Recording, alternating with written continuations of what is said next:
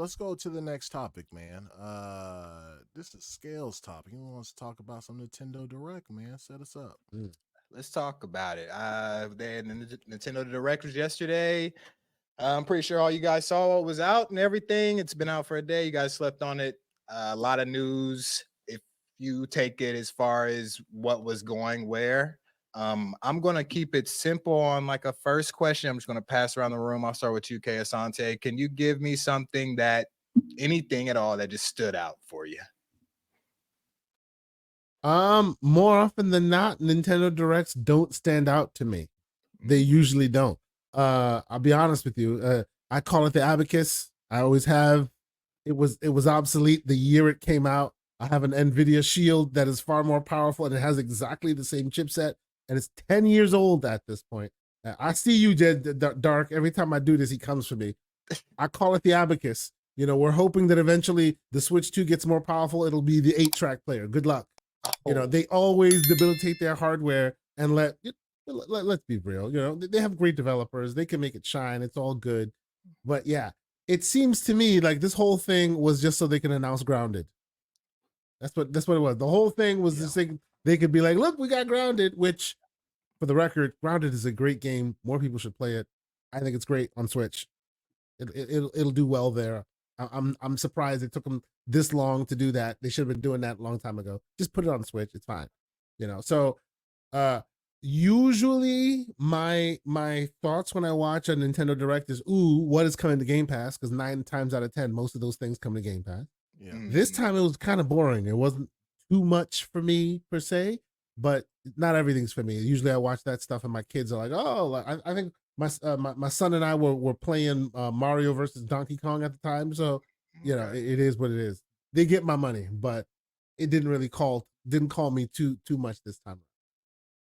Sounds good. I hear that. It was kind of mid. I'm not gonna lie. It was really more about the news. Nova, same question. Did anything stand out for you?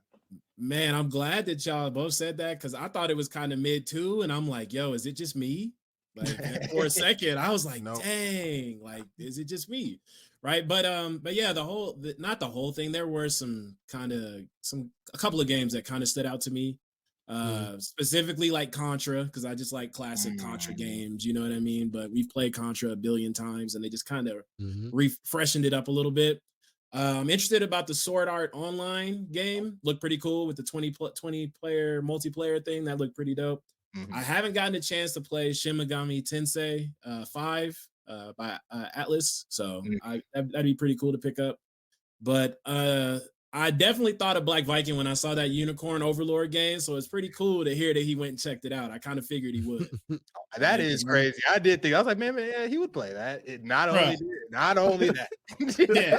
For the first second, I was like, oh, this is Black Viking right here. Right? So, but yeah, they had a couple in there, but nothing that's really like, oh man, I really should rush out and play these. Like, it's something that if I don't have nothing else to play for months and months on end, I'll go and pick some of these things up, man. Because the Killer Instincts and the Battletoad that they have in that in their little emulators that they have on there, those I've played those a billion times.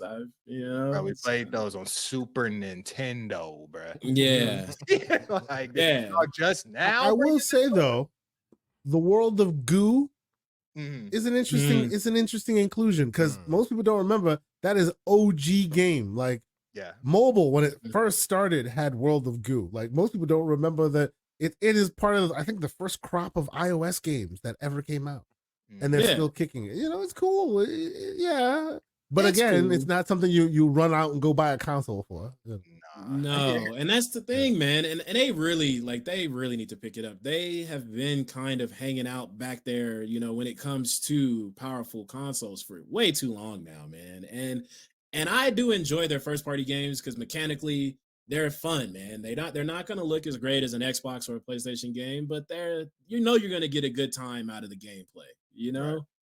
But bro, the next Nintendo Direct got to come with something, man. We got to see something. But this one didn't stand out. I think the next one will be a lot better because that's an actual Nintendo. This was the paid or partnership. So partner showcase. Like I did it with a grain of salt, but yeah, I understand what you're saying. Yeah. And lastly, that Super Monkey Ball game multiplayer finally, you know what I mean? That looks cool too, you know. So they got some cool looking games. It's It just looks not, cool, yeah. yeah. Appreciate that. Same question. Black Viking. Did anything stand out for you?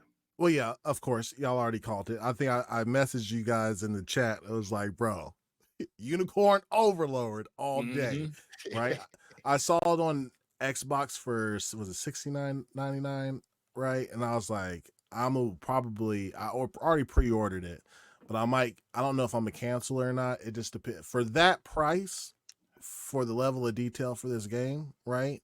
Like, it looks good, but I just wonder how beefy it's going to be. That's a steep ass price. I'm not lying, bro. I didn't know that either. I thought that was definitely going to be your good 49. It's a full price AAA type thing or whatever. So, but it's my type of game that I know I'm gonna pump hours into if it provides me with those hours. Another and it's made by Sega. Yes, true. That's what got me. Yeah. I was like, oh, that's bound to be fun. Like at least that, you know what I mean? But yeah, it's my type of game, bro. The turn based, I love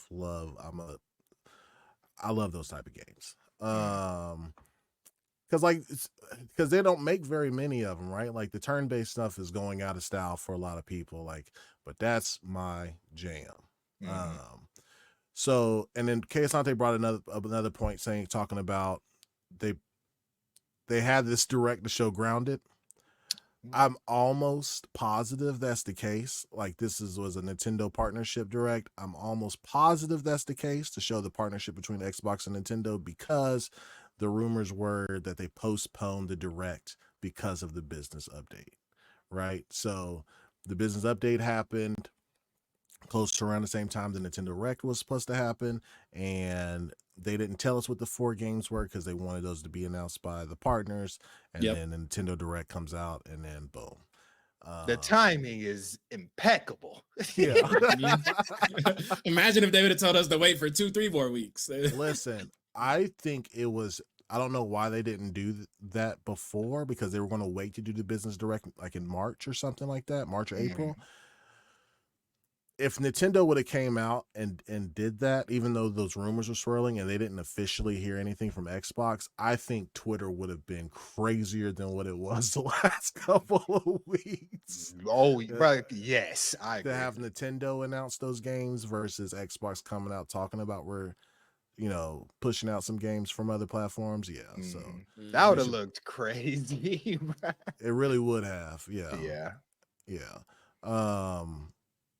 But yeah, but Unicorn. The only thing that I liked in that whole thing was Unicorn Overlord.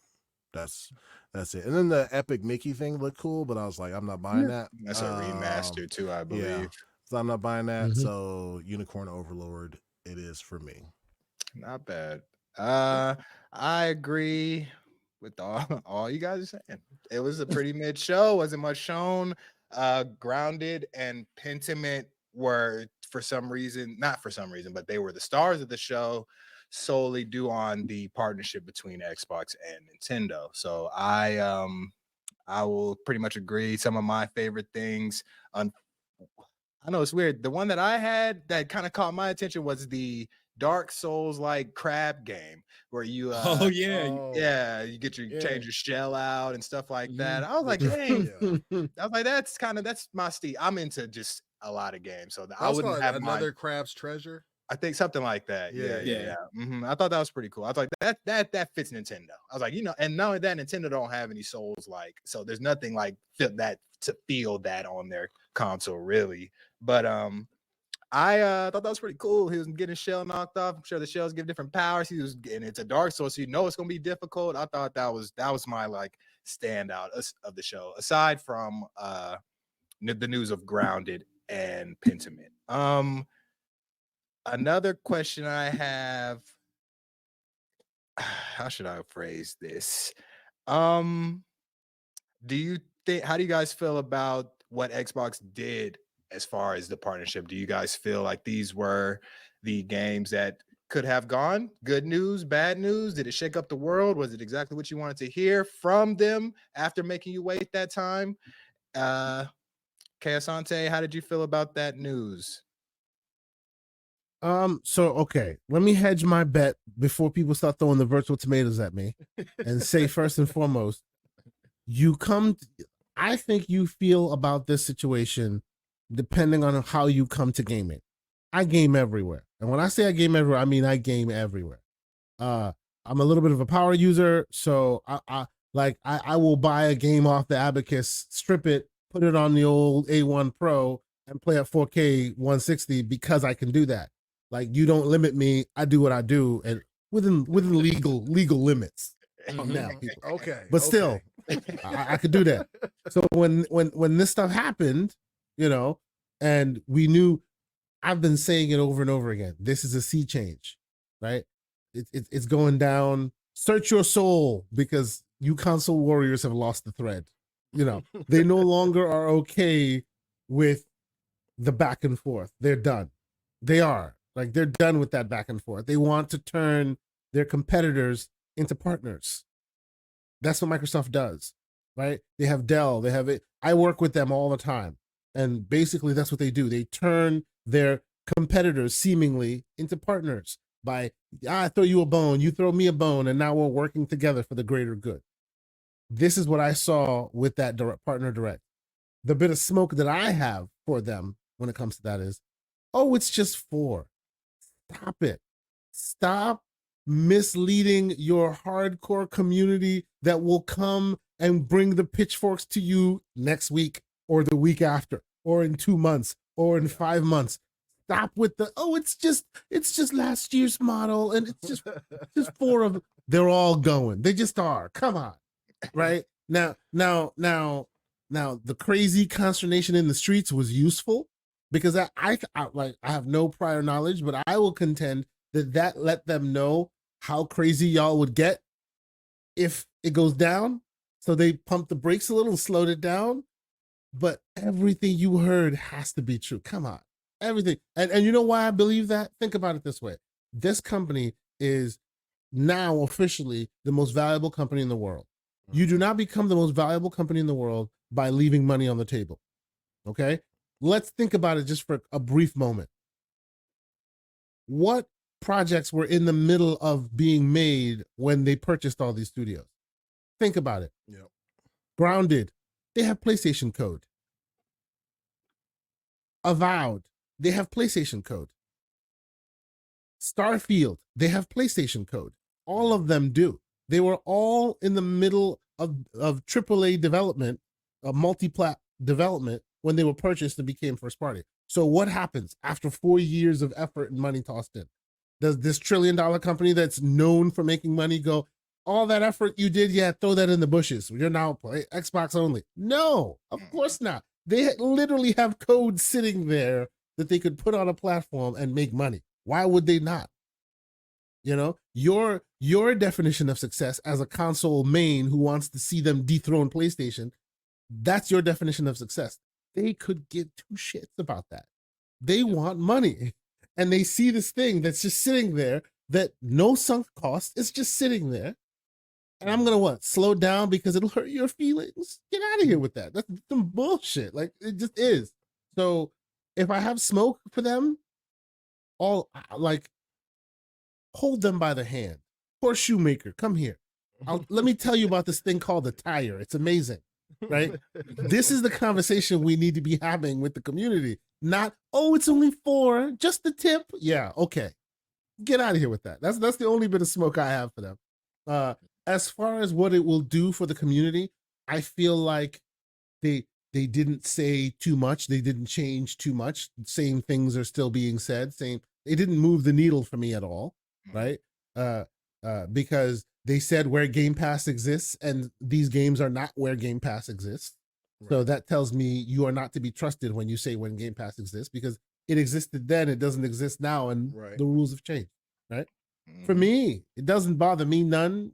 I game where I game. I have an extensive, I think on Xbox I have about 500 games. On Steam I have 500. I have a bunch of games everywhere, and I use different services to aggregate that. I'm hoping that eventually Microsoft gets their head out of their butt and does that on the PC side so that I have one place for all of it. Yes. Yeah, but I mean, me personally, I've learned learned lessons during this whole debate of where games should go and not go. Some people feel very deeply about this stuff. And because I've come to that realization, I am now on that tip of, I would take my brother's hand, sit him down, put my arm around him and go, yeah, man, just search your feelings. It's time. That's where I am with it.